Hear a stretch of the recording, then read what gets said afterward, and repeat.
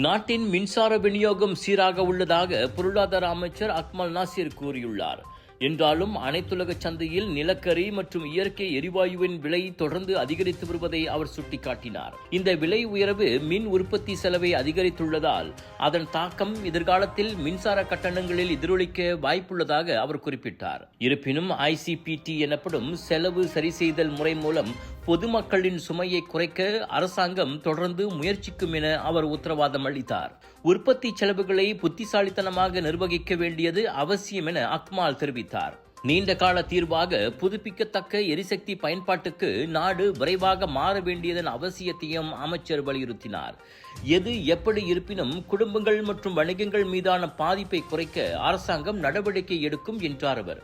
சுமார் 7.5 மில்லியன் உள்நாட்டு பயனர்கள், அதாவது 600 கிலோவாட்டுக்கும் குறைவாக பயன்படுத்தும் 85 விழுக்காட்டு குடும்பங்கள் தானியங்கி எரிபொருள் சரிசெய்தல் கட்டணத்தில் இருந்து தொடர்ந்து விலக்கு பெறுவார்கள் என்று அவர் மீண்டும் உறுதிப்படுத்தினார்.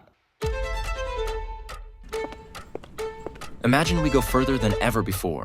Imagine we turn bold ideas into real-world impact. Imagine we ask the questions that shape tomorrow.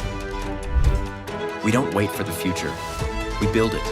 This is where potential becomes progress, where thinkers become doers, where we're unleashing the change makers.